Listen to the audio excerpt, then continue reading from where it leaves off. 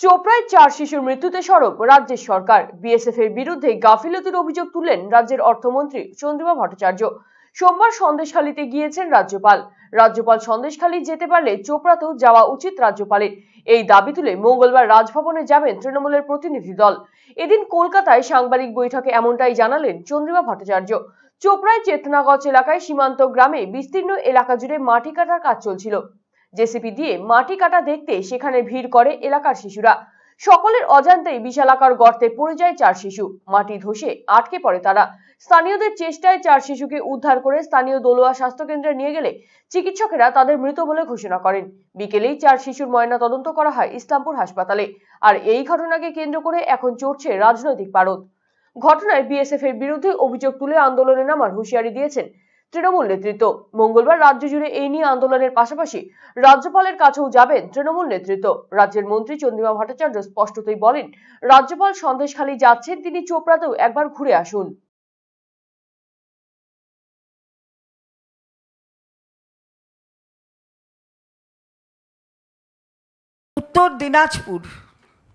উত্তর দিনাজপুরের দাসপাড়া গ্রাম পঞ্চায়েতের চেতনাগাছ অঞ্চলে 4টি শিশু 5 বছর থেকে 12 বছর বয়স, তারা একটি জায়গায় গিয়েছিল। জায়গাটা কি না, সেখানে বিএসএফ ড্রেন সম্প্রসারণের জন্য কাজ করছিল। খোঁড়া ছিল, ড্রেন খোঁড়া ছিল, সম্প্রসারণ হবে। এই 4টি বাচ্চা সেখানে গেছিল। এবারে এই 4টি বাচ্চা দেখতে গিয়ে পড়ে গেছে, ড্রেনের ভেতর পড়ে গেছে।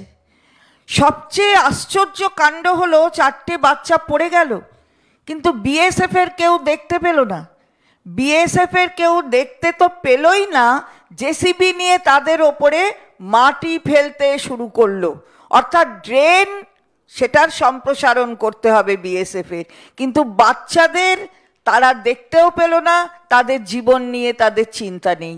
তারপর সেই 4টি বাচ্চাকে উদ্ধার করা হলো, তাদের ইসলামপুর সাব ডিভিশনাল হসপিটালে পাঠানো হলো এবং তারা হসপিটাল থেকে তাদের মৃত হিসাবে ডিক্লেয়ার করে দিয়েছে। অর্থাৎ 5টি শিশুকে আমরা হারালাম। এটা আমরা অনুরোধ করছি এবং আমরা বলতে চাই যে মাননীয় রাজ্যপাল আজকে তিনি গিয়েছিলেন সন্দেশখালী, অসুবিধা নেই, তিনি সাংবিধানিক প্রধান এই রাজ্যের, তিনি ইচ্ছা করলে যেখানেই যেতে পারেন, কারণ এই রাজ্যটা বাংলা এবং বাংলার মুখ্যমন্ত্রীর নাম মমতা বন্দ্যোপাধ্যায়। কারোর যাওয়া টাওয়া আটকার না, তিনি মাননীয় রাজ্যপাল গেছেন।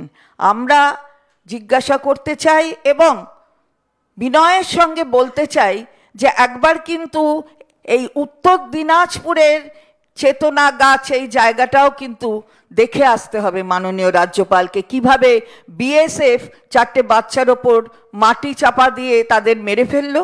এ ঘটনাটারও তো তদন্তের জন্য মাননীয় রাজ্যপালের যাওয়া উচিত। আমরা সেই আবেদন রাখতে চাই এবং আগামীকাল আমাদের এই ঘটনাটি নিয়ে বিভিন্ন জায়গায় বিক্ষোভ হবে।